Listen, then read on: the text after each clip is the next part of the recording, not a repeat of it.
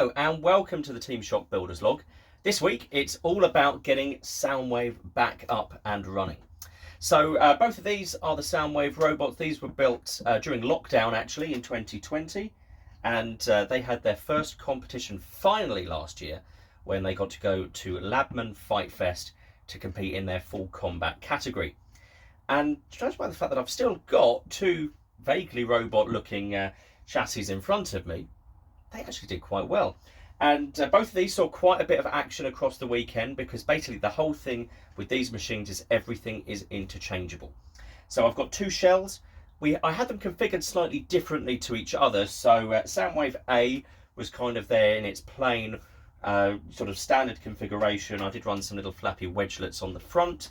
Soundwave B was sort of beefed up with a load of HDPE armour, and that was the one that kept getting chucked in with spinners. So over the course of that weekend, it ended up fighting Neon. I fought Neon twice. I fought Captain Jack twice. Also fought Straddle in one of those fights with Jack. And it came out not too bad. All of the HDPE armour was pretty much written off. So that got chucked in the bin. But what's left underneath is pretty good. So I've still got the low pressure pneumatic set up in Soundwave A. I did have a full pressure one, but that broke after one of the fights with Neon. Had a couple of big hits and it just shattered a couple of fittings and pulled some out the RAM as well. So that one, not quite up to running anymore. So I've got to get these things ready. So I've got a couple of months now until the next Labman event. And I want to try and get these beefed up to try and hopefully do a little bit better than the 4th place that they managed last time. So the idea is, I want to armour them up as best I can. I want to get more hardox on both of these to make sure they are tough enough to go in with spinners. So I think where I'd cut some panels out to save weight on this one, and I put some, this is actually just mild steel I've welded on the front here. I'm going to chop off all of that, and then I'm going to see what weight I've got left to play with once I've done a few upgrades. And upgrades wise is mainly flipper power. I was really happy with the drive. Bar some changes to the wheels, but I'm going to go on about those a little bit later. The low pressure setup was fine. Got loads of flips, could turn over other robots, it could self-right, even managed to get an out the arena flip in its second round fight. But it could be better. And it was really sort of outclassed when it went into the 4th place playoff with Explosion. Explosion, of course, is a full pressure flipper built by Michael from Team Eruption. So I'm going to have a little play around with the pneumatics. I'm going to try and see if I can fit this one out with a slightly more improved low pressure flipper and see if I can get it to throw things a little bit higher. And then it's going to be all about seeing what kind of attachments and other extras can I make to try and make them as versatile as possible when fighting a range of opponents. But the idea for me this time is I want to run the flipper in every fight, because after that full pressure system broke at the last Labman event, this one went in weaponless several times against the spinners, which was great in terms of armouring up, but it didn't give me a lot to fight back with. So that's what I'm going to look at this time. And you never know, there might even be a little secret weapon coming too, if I get time. But that is a big if at the moment. So let's get things started. I've already taken most of the bits out of this shell. I cannibalised them after the last event. But let's pop the lid on Soundwave A and we'll have a little look at what's inside. So one of the great things about Soundwave, and actually this is an idea I borrowed from Slingshot before I even owned it, was that the idea of taking the whole shell off to access everything inside. And it means once the shell's taken off, the whole robot's pretty light and easy to work with, but also you can get to all of the key components. And this one's been pretty good. The drive system consists of 2 of the Jimson 775 motors with gearboxes, and that's mated to a pair of my own custom wheels. This actually gave it loads of drive power. I was really impressed with the way it handled in the arena. The only thing I need to change though are the wheels, and I have got a slightly updated design for these to hopefully make the polyurethane stick on a little bit better when I cast it, as I did get through quite a few sets of wheels throughout the course of the competition at Labman. The other thing I need to beef up a little bit as well is the electronics enclosure. I'll be honest, I kind of forgot about this one. I 3D printed these originally from PLA Plus, and I never did anything to improve them or strengthen them. So the one in Soundwave B actually broke. This one though survived the whole event. but I do think I want to build it out of something a little bit better at dealing with the shocks. And I am even thinking about maybe using TPU.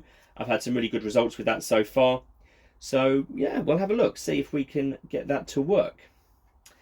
Then of course the big thing I wanted to improve was the pneumatic system. So on this one, it's got a 9-ounce paintball tank at the back. That feeds through a regulator into the real jumble of pipework. I made this one very quickly before the last event, so it's a little bit compromised. There's no buffer tank in here. There's a complete jumble of fittings, and it is quite heavy. And actually on the firing side, the pipework's quite small as well. It's only got some little 8mm pneumatic pipe buried down here, so it's not even got the best flow rate. But what I do have a spare one of these rams. These ones actually only cost me £5 off eBay, so I'm going to try and fit another one of those to the other chassis. I've then got, lurking around somewhere, a buffer tank, which I'll have a look at in a moment. So I want to see, can I get a better firing valve in here? This one's currently a little 3/8 valve. Could I maybe get a 1/2-inch valve in here, fit a buffer tank, and then really simplify the pipework down to make it hopefully give it a bit more power, but also try to make it a little bit simpler, get some higher flow rate through it too. So that is going to be my next job, seeing if I can get some better power out of what we've got here. So this is where I've got to at the moment. So obviously we've got the old setup over here on this side, and this is the idea that I'm working on at the moment.